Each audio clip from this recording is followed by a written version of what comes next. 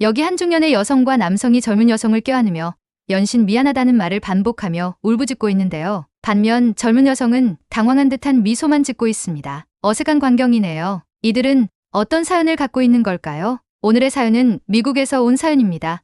사연자를 대신해서 제가 읽어드리겠습니다. 안녕하세요. 저는 미국에서 피아니스트로 활동했던 리아입니다. 저는 어릴 적 미국에 계신 양부모님께 입양돼 전폭적인 지지를 받으며 성장했습니다. 하지만 부모님과 오빠들과는 다른 제 외모 때문에 동네의 친구들에게 놀림을 받는 것은 일상적이었죠. 그럴 때마다 저희 부모님은 친구들을 집에 초대해 제가 입양된 아이지만 가족의 일원이며 서양 아이들과 다를 게 없다고 친절하게 알려주셨습니다. 그래서 저는 비뚤어지거나 반항하는 일 없이 잘 자랄 수 있었어요. 저는 가끔 저의 친부모님이 궁금하기도 했지만 일부러 저희 양부모님께 친부모님에 대해서 묻지는 않았습니다. 그냥 막연히 그래야만 할 것 같았어요. 그러던 어느 날 막 20살이 된 저의 생일에 부모님께서 저에게 말씀하셨어요. 리아, 혹시 너의 친부모님을 만나고 싶니? 라고요. 저는 너무 당황했습니다. 그들에 대한 막연한 궁금증은 있었지만 그들을 보고 싶다거나 하는 생각은 전혀 없었거든요. 저에겐 그들에 대한 애틋함 같은 것도 없었습니다. 저는 일단 고민을 좀 해보겠다고 답변했습니다. 그날 이후 저는 일주일 정도 고민했습니다. 그러다가 내가 만약 그들을 만나지 않는다면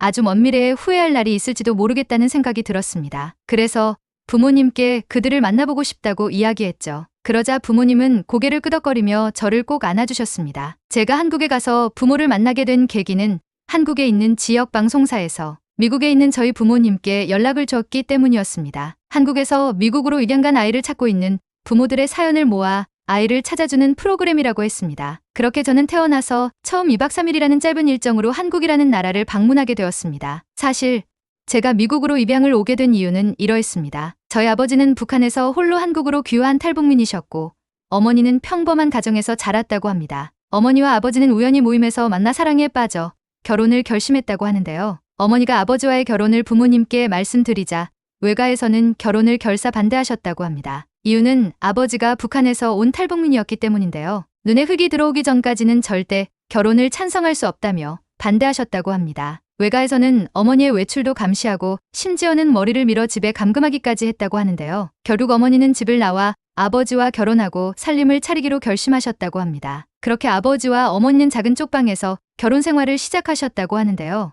아버지는 이런저런 일을 가리지 않고 어떻게든 가장의 책임을 다하기 위해 노력했다고 합니다. 어머니 역시 공장이나 식당에 나가 일을 하면서 돈을 벌기 위해 노력했다고 합니다. 그러던 어느 날 제가 생겼다고 해요. 아이란 존재는 누구나에게 축복이어야 하는데 저희 부모님께는 그렇지 않았다고 합니다. 두 사람이 살기에도 빠듯한 살림에 아이까지 생기니 아이가 생겼다는 기쁨보다는 아이를 어떻게 키울까 하는 막막함이 컸다고 합니다. 왜냐면 임신 기간 중에도 그렇고 제가 태어나면 저를 돌보기 위해서 어머니가 일을 할 수 없기 때문이죠. 하지만 두 분은 사랑의 결실인 저를 낳고 키우기로 결심하셨다고 합니다. 그렇게 저는 12월 24일 크리스마스 이브에 태어났습니다. 그때 저희 부모님은 병원 갈 돈도 없어서 그냥 동네 아줌마에게 부탁해서 저를 집에서 낳았다고 하셨습니다. 아버지는 그날 아내에 대한 고마움과 미안함, 그리고 막막함에 펑펑 우셨다고 합니다. 그런데 산후조리를 제대로 하지 못했기 때문일까요? 제가 태어난 이후로 어머니의 건강이 급격하게 나빠졌다고 합니다. 아버지는 벌어오는 돈의 대부분을 어머니의 병원비로 쓰게 됐는데요. 그러다 보니 자연스럽게 저를 제대로 돌볼 수 없었다고 합니다. 그래서 결국 아버지는 어머니께 저를 잠깐 보육원에 맡기는 게 어떻겠냐고 넌지시 물었다고 합니다. 어머니는 절대 그럴 수 없다고 반대하셨다고 해요. 하지만 잔혹한 현실을 외면할 수는 없었죠.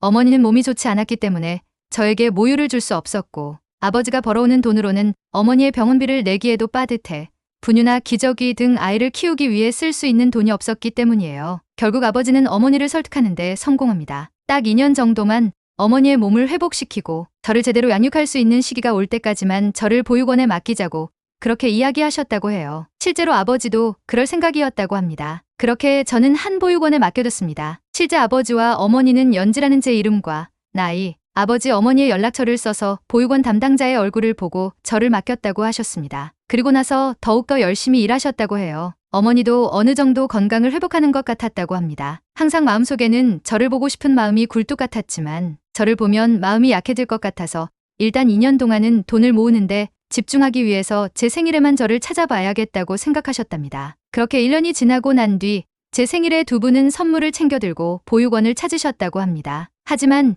있어야 할 보육원은 비어 있었다고 합니다. 두 분은 저를 찾기 위해 백방으로 노력하셨다고 해요. 그래도 저를 찾을 수는 없었다고 합니다. 저는 이미 미국으로 입양 간 뒤의 이야기였을 테니까요. 당시 한국의 보육원들 중 몇몇 기관은 부모가 있는 아이들도 고아로 둔갑해 해외로 입양을 보내며 돈을 챙기는 경우가 있었다고 합니다. 저 역시 그런 경우였고요. 그렇게 그들은 20년 동안 저를 찾기 위해 노력했다고 합니다. 그런 그들의 안타까운 사연을 방송사에서 알게 되어 여러 방법을 통해 저를 찾다가 결국은 미국에 있는 저희 부모님께도 연락이 온 것이었죠. 이 이야기는 제가 한국의 방송사로부터 전달받은 내용이었습니다. 솔직히 딱히 아무런 생각이 들지는 않았습니다. 한국에 오기로 결심한 것도 솔직히 그냥 막연한 궁금증 때문이었습니다. 그리고 그들의 사연을 들어도 결과적으로 제가 버림받았고 미국으로 입양된 사실이 변하는 것은 아니었기 때문이었죠. 저는 마음속으로 그들과 저는 그저 피가 이어져 있을 뿐, 공감이나 교감이 전혀 없는 남보다 그저 조금 가까운 사이일 뿐이라고 생각하고 있었습니다. 그렇게 저는 옛날 보육원이었지만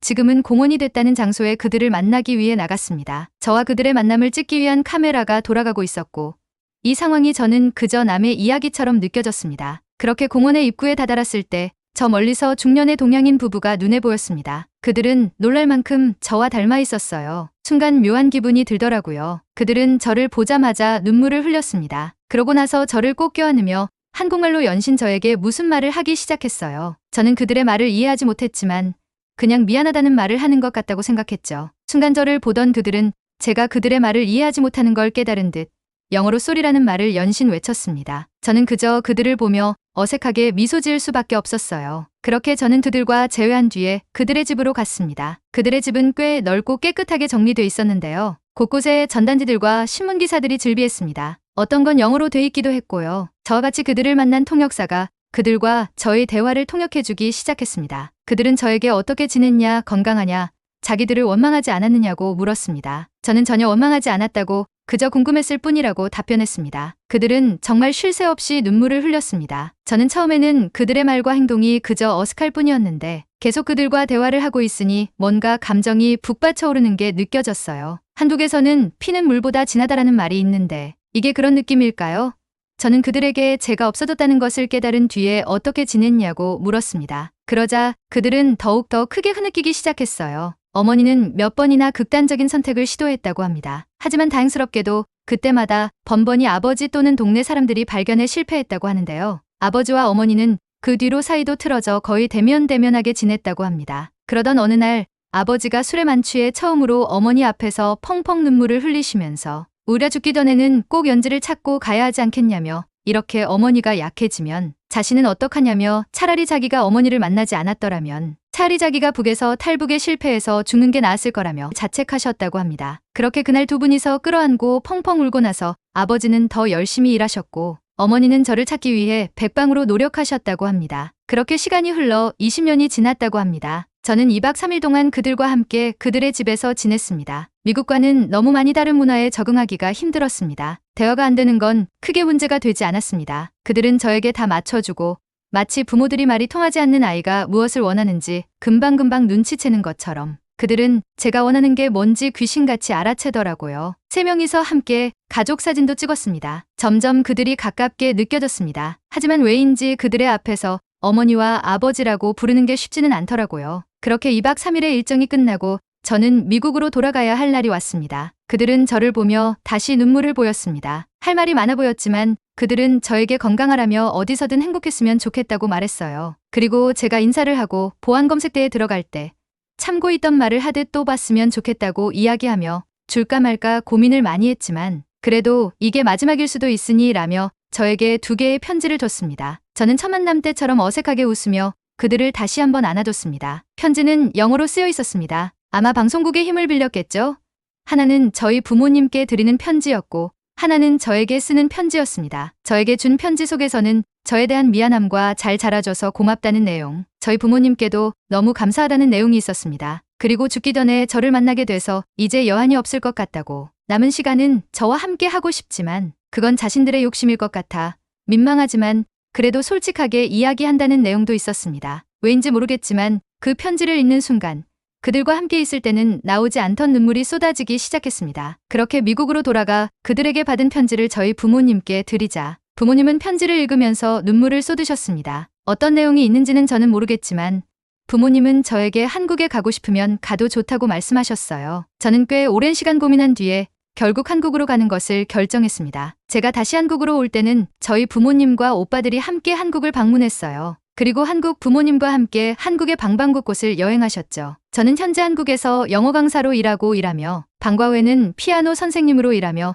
저의 한국 부모님과 함께 지내고 있습니다. 한국어도 많이 늘었습니다. 하지만 아직은 그들에게 엄마, 아빠라고 부르지는 못하고 있어요. 아직 어색하거든요. 하지만 언젠가는 그들에게 엄마, 아빠라고 부를 날이 오지 않을까 생각합니다. 라고 사연 보내주셨습니다. 와, 20년 만에 부모님과 재회한 리아 씨의 사연이었는데요. 20년이란 시간 동안 단 하루도 잊지 않고 아이를 찾고 계셨던 부모님 너무 대단하시네요. 저는 특히나 부모님의 반대를 무릅쓰고 탈북민인 리아 씨의 아버지와 결혼하신 어머니가 너무너무 대단하신 것 같습니다. 어려운 시간을 지나 이제 세 가족이 함께 하게 되었으니 앞으로는 좋은 추억 많이 쌓으면서 한국에서 행복하시길 바라겠습니다. 리아 씨의 사연 여러분들은 어떻게 들으셨나요?